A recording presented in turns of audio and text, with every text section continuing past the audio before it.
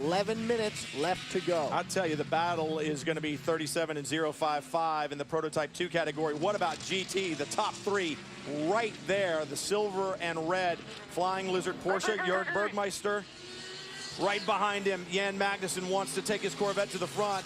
0-1, Scott Sharp looking for that team's first American Le Mans Series victory. So this fight is on in GT. Magnussen wanting a win. He doesn't have one yet this year. He's had one in every year of American Le Mans Series competition. He wants to keep that record going. Prototypes right behind. Prototype Challenge, the red Prototype Challenge that you see is Bruno Junqueira leading in the Prototype Challenge category. That would be the first win for RSR, but the 05, Colin Brown right behind him. Wants to have something to say about it. Good fights everywhere. Here's another one, the silver and orange Prototype. Right there, that's your P2 category right there. Christophe Bouchou right behind him. Plowman did not want to see this full course caution.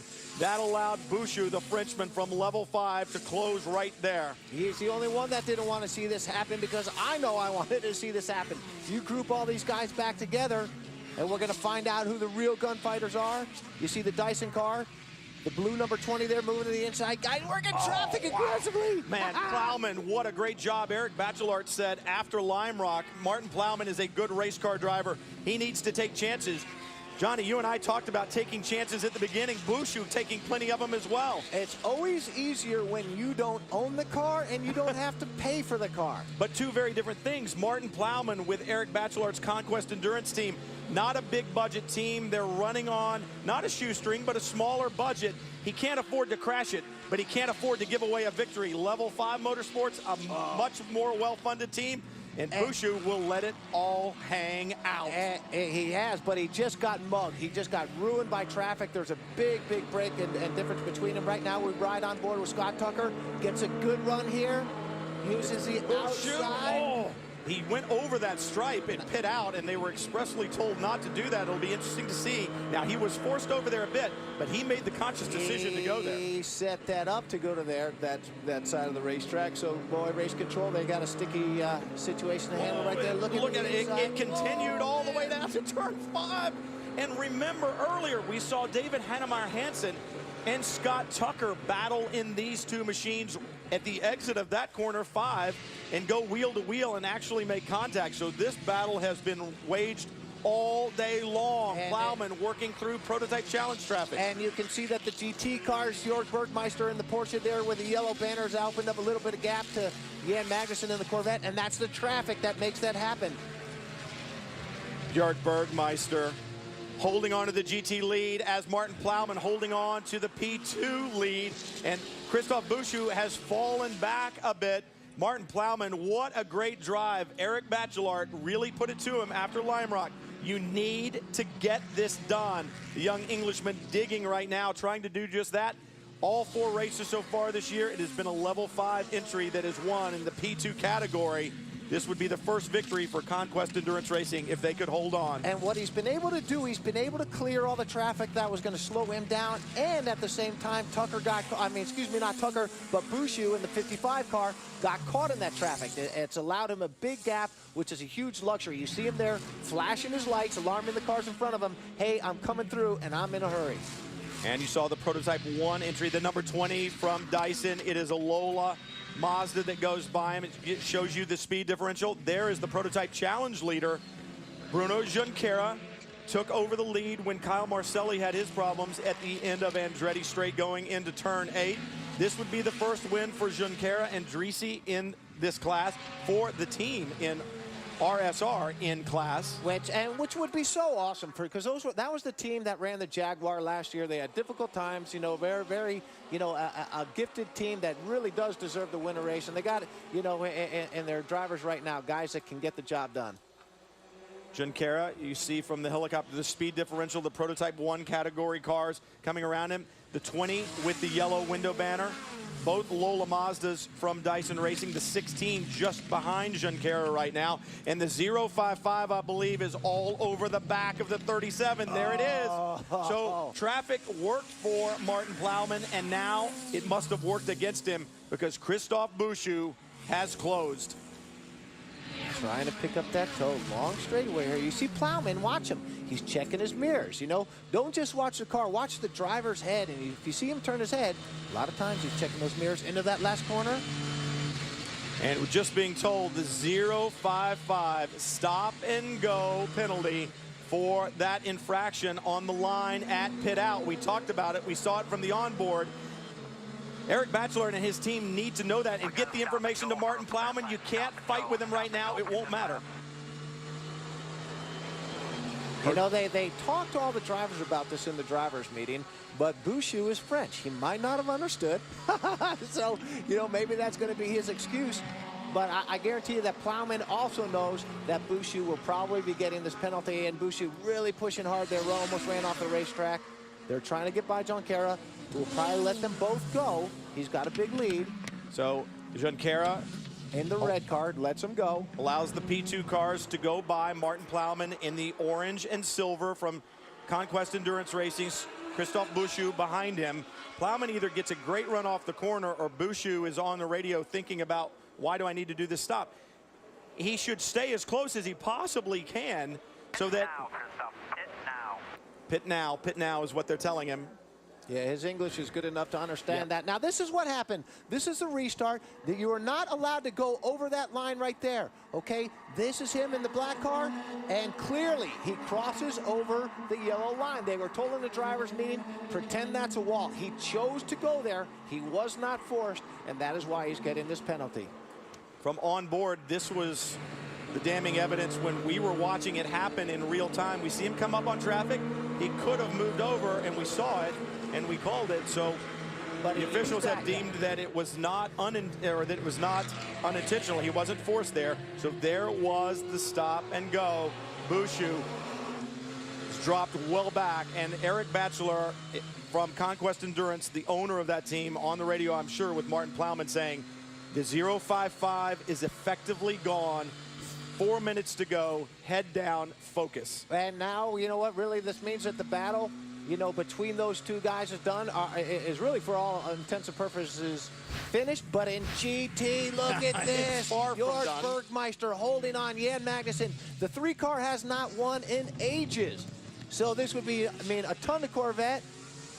Magnussen waiting to pounce, looking for an opening. Jörg Bergmeister will not give him an opening if he can avoid it down the straightaway, tucking in for the draft. As a driver, you can keep a guy behind you as long as you can get that, you know, off that last corner. You look at Jörg, he's going to make Jan go around the wrong way, and that's not going to happen. So there, you know, I wouldn't be surprised if there's a little bit of tap involved. Now, Bergmeister, if he's taking that inside line, that's not blocking. You know that he's allowed to do that, and he's doing it consistently. Now, who you have to be worried about if you're Magnussen is Van Overbeek behind you, because you might be able to get drawn out of position. Now, what Johannes did right there, he moved to the inside to protect that inside line. He did not want to get in the way and get his race ruined by Bouchou here, who's probably a very angry Frenchman trying to work through these guys real quick. Magnussen holding on to the back of the 45. Hold the right. Watch Jan hold the right. He's not going to give up the inside. That's what a pro does. You heard Dan Binks on the radio saying, on your left, on your left, on your left. On the right. And what he's hoping right now, Jan's hoping, is that this happens. Now, Johnny, you drove for Corvette for years. That team has an array of monitors. They get all of the television feed. They are effectively spotting. How important is that as a driver to have a guy like Dan Binks in your ear letting you know, spotting all around the racetrack? Sometimes it's good. Sometimes you're like, shut up and let me drive. But in that type of situation, it was perfect because Jan's having to look forward, but he also wants to pay attention to Van Overbeek. Watch this time. Jan might not go to the outside. So you are, when you get to this top level, wow, man, this is sweet. Bouchou has cleared the battle. Really be aware. You know, it's like you're a Jedi Knight, and you're aware of where everybody is and how your position is going to affect everybody else around you. Bouchou has cleared the battle, and it has left these three to go at it. Mano a mano down into turn one. Johannes Van Overbeek looking. Magnussen drops back a little bit from Bergmeister. There is no quit in any of these three guys. Certainly Van Overbeek in his 100th start would love to take Extreme Speed Motorsports' first victory in the American Le Mans Series, down through to the compression. These guys digging hard. Now, what does the Porsche do well? Well, the Porsche will enter a corner well. It'll finish a corner well. Where's the Corvette good? It's good in the middle, and it's good under braking. Jorg will know that. Jan will know that. Where's the Ferrari good? The Ferrari's probably good everywhere. He's good at watching for a mistake. Now watch as we go through this. This is the tightest part of the racetrack. Third gear, change down to second. As you get through here, Jorg knows he just has to pull the trigger and see right there, that little jump that he gets. Why does that happen? Well, the engine in the Porsche is in the back. It's over the rear wheels, adds a little bit more grip. The engine in the Corvette, more towards the front, allows you to enter corners a little bit faster. 3 different manufacturers fighting for the win in GT from Canadian Tire Motorsport Park. 40 seconds left. They're going to get to the line. There'll be another lap. It is not over. Another 2.4 miles to go once they get onto the front straightaway. Another 10 corners. Patrick Long going, yeah. Look, Lucas Luhr, Greg Pickett, they're enjoying it. I just read Greg's lips. Good stuff, good stuff. Lucas Luhr, a former Porsche factory driver. He knows what it's like to be in a GT battle. Looks like Magnussen now mounting another charge. He's got 2.4 miles to do it. White flag is out. For Klaus Graf. Okay, he might catch up to that GT battle in front of us. They will get the, unless the Klaus Graf gets in front of these guys, they will get another lap. Now, you know what? Again, we talk about pit stops. Why are the cars positioned like this? Because in a pit stop, the first pit stop, the Porsche team, the Flying Lizard guys, were a little bit faster, got out in front of them. So if there was somebody that won the race, it was the pit crew in this race on the 45 car getting their guy position. Talk about how daunting this racetrack is, but your point very valid, Johnny. This race may not have been won by bravery, by skill behind the wheel. It may have been won one more lap to do. One more lap to do. In the pits. You heard the crew. One more lap because the next car in the sequence is the number 6 of Klaus Graf. So they will have one more lap. I'm sure next time by, Jörg Bergmeister, or last time by, Jörg Bergmeister thought, well, this is it. No, he's going to have to do one more. Jan Magnussen will get another shot, another 2.5 miles, another 10 corners. Last lap. Checker flag will come out right now on Klaus Graf. They take the victory. Well done. Well done. 4 in a row this year, 3 in a row at this racetrack, and all 3 of those victories have come in different marks. They've done it in a Porsche. They've done it in an Aston Martin. Can they do it today? Yes, they did. In an HPD, the 37 Martin Plowman comes across the line. A well-earned victory for Conquest Endurance Racing, but this one is not over with for in GT. See what happens going into here. If there's going to be a bump, it's going to be here. Oh, it's close. Oh, Look at that overhead to the inside. Bergmeister home free at this point in time. These guys rubbing on each other. That opens up the door for the Porsche. Up at the front, that made it so much nicer. Difficult position for Magnussen to be in there because he wanted to set up the Porsche, and in the process. Is Mags going to fight back? Keep pushing. Keep pushing. Bergmeister, the largest gap he's had over the last several laps. Magnussen, he's got 2 more corners to get it done. Start finish very close to the exit of the last corner, not close enough. And I think he knows it, and in fact backs off just a little bit through turn 10. But look at Van Overbeek. He's closing on Bergmeister. Not enough, too little, too late. But wow, what a GT fight. That was close. For you. Long way around, buddy. Long way around. Slow in lap. Oh, you could hear, I mean, Jörg Bergmeister loved it. And Johannes Van Overbeek, Scott Sharp, that entire Extreme Speed Motorsports team has to be thrilled with their performances as of late. Talk about Johannes Van Overbeek. Now what watch a job he does on here. Jan's setting up for the pass, and in order to think about winning, he's got to open up the door a little for the exit, and Johannes was right there, threw it in aggressively. And there is your Battery Tender Hard Charger Award. And at that point in time, Patrick Long knew, Jörg, just keep it on the road, give me 3 more corners, and we'll take the victory. 2 in a row here in 2012 for Flying Lizard Motorsports. Celebration on the part of the corner workers. We'll be back more from Victory Lane and the celebrations there. There's a look at your winners. We'll be back to Mosport.